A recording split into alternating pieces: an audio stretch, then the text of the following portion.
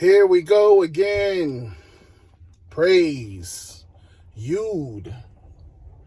Yod. Yod. Yod. Yod. Yod.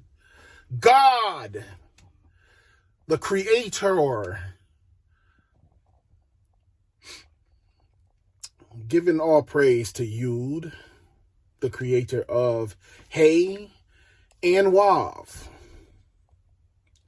Yahweh. We back again for another segment of the mind of TheeOpenYod.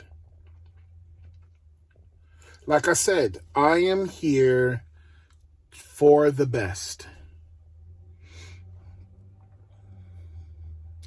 I'm not here for those who are as God.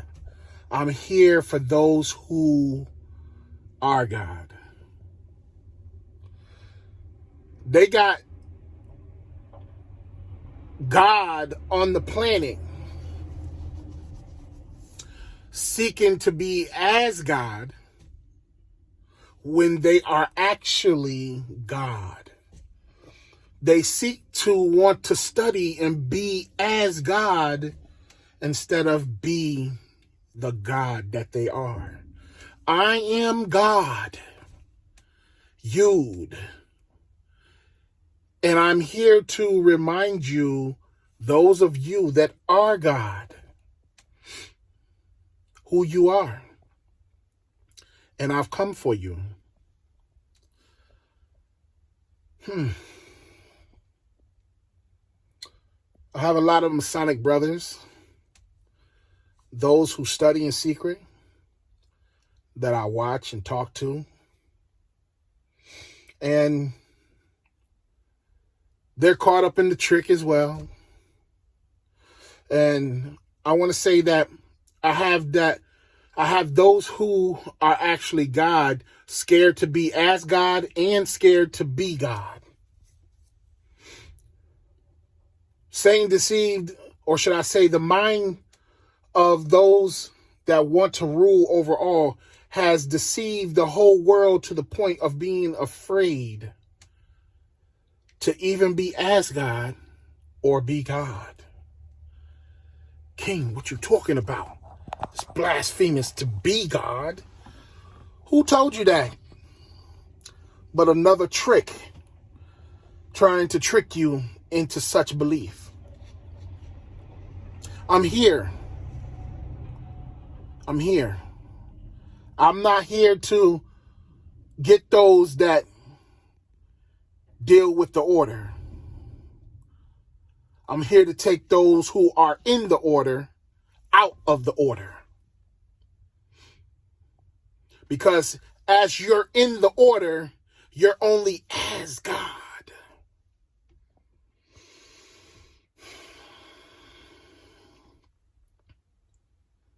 Yeah, you're as God. See, when people are stuck in the mind of only wanting to be good and think on just good,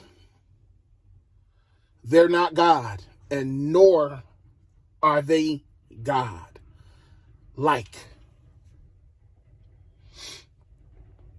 There's a difference. To not be God, to be as God, and to be God. Again, I'm here to remind you that are God who you are. Genesis chapter 3. Lucifer said something. He said in verse 5, "For God doth know that in the day ye eat thereof, then your eyes shall be open, and ye shall be" what? As God. As gods. Doing what? Knowing good and evil. And that's what you do. When you inside of the order and all of the different secret societies and all these different things on the planet, and you grow up with your mother and father in school, and they teach you good and they teach you evil. They are in the process of making you as God, but they can't make you God. They can try to put you in that form like that, But see, this is dealing with the order as well. This is why when their eyes was open, you get into a secret society and you start to know good and evil. You start to fulfill verse 7. And the eyes of them both were open, and they knew that they were naked, meaning they didn't know anything. They were without. They were bare. And they sewed fig leaves together and made themselves aprons. Look at what the Masons, they love to do. They put their aprons on around the waist. I would love to go into all of that, but I'm not going to go into all of that because that's not what I'm really doing in this class.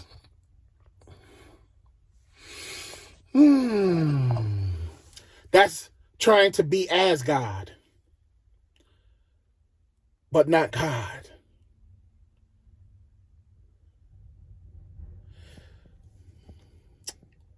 Let's go down to verse 22.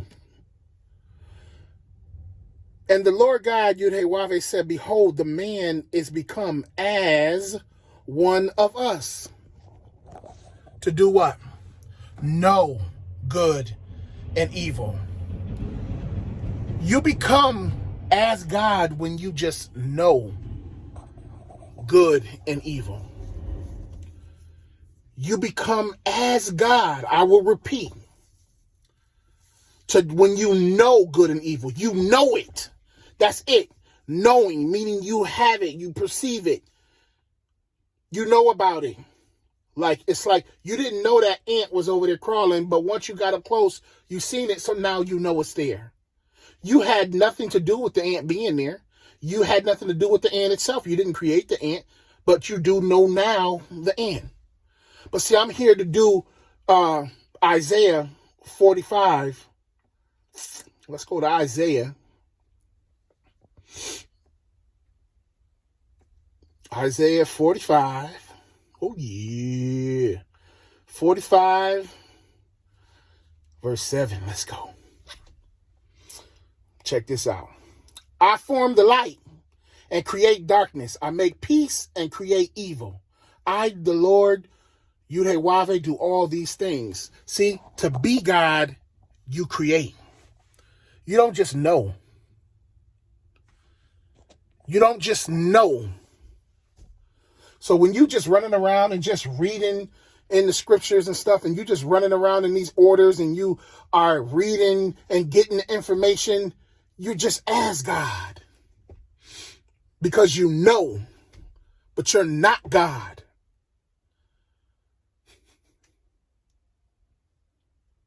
To be God, you must create. Ain't that what it said? I form the light and create darkness. I make peace and create evil. You got to be able to do all these things. Form light, create darkness, make peace, and create evil. Ooh. See, I'm talking to boss. I'm talking to the Godhead. I'm talking to ones who are superior in thought. I'm talking to the best right now.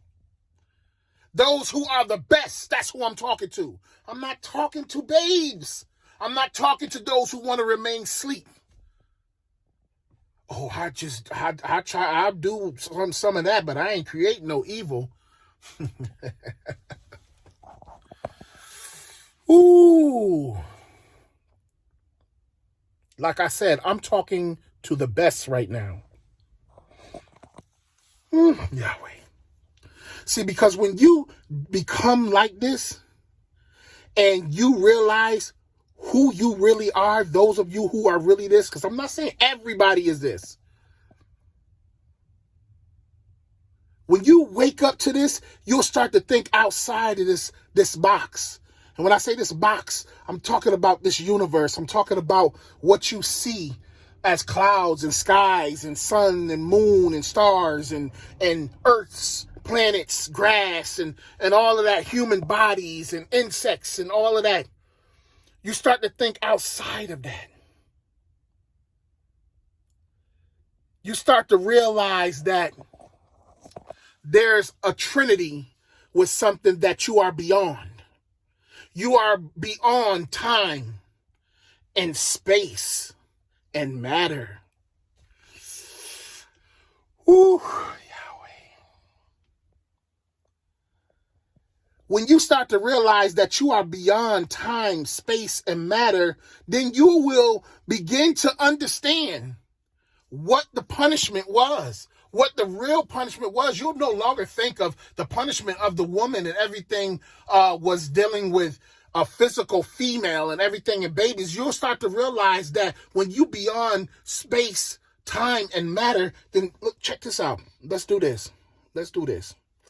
Let's go back to Genesis chapter 3 and let's take a look at, and the Lord God said, Yahweh said unto the woman, what is this that thou hast done? What is this that thou hast done? Meaning something that done been wrong. And she started talking about in 13 that the serpent beguiled her and did something. So he goes on to tell the punishment of the serpent. And then he says unto the woman, he said, I will greatly multiply thy sorrow and thy conception. In sorrow thou shalt bring forth children. Now, you have to really be a scholar and go into this now. You can't just rest at other things and think about conception. You got to go into sorrow. See, sorrow in the New Strong's Exhaustive Concordance of the Bible, it means, where's that?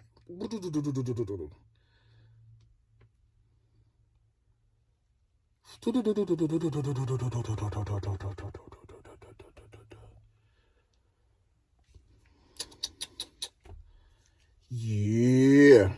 So you gotta give me a minute. We're gonna get to it. We're gonna get to it, dog. We're gonna get to it.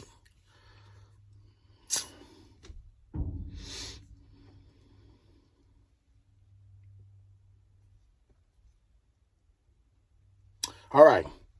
Sorrow in Genesis chapter 3, verse 16.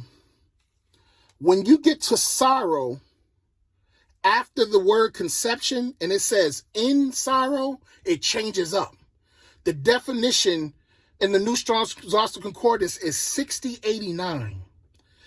And 6089 means an earthen vessel. An earthen vessel. Vessel. Okay? Remember, it said that at the beginning of that, I'm going to multiply your sorrows and thy conception. In sorrow, thou shalt bring forth children, meaning in the earthen vessel. So if they, check this out. Listen to this. If they are already in an earthen vessel, then why is Yahweh talking to them and telling them he's going to put them basically in an earthen vessel and do all of this stuff and make these things happen?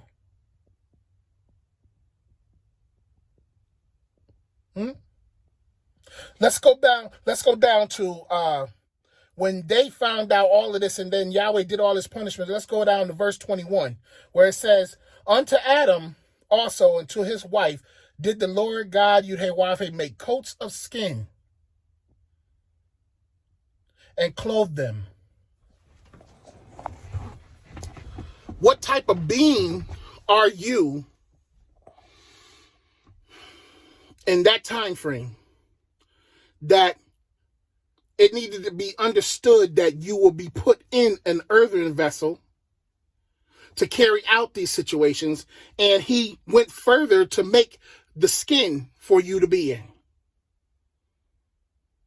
I know you're talking about clothes and the clothes have skin and whatever.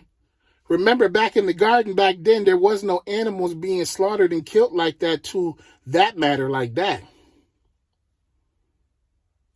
It's deep. It's deep. But I'm going to let it rest. I'm going to let it stay like this. I'm just going to let it twinkle in your head, and we'll get back to it.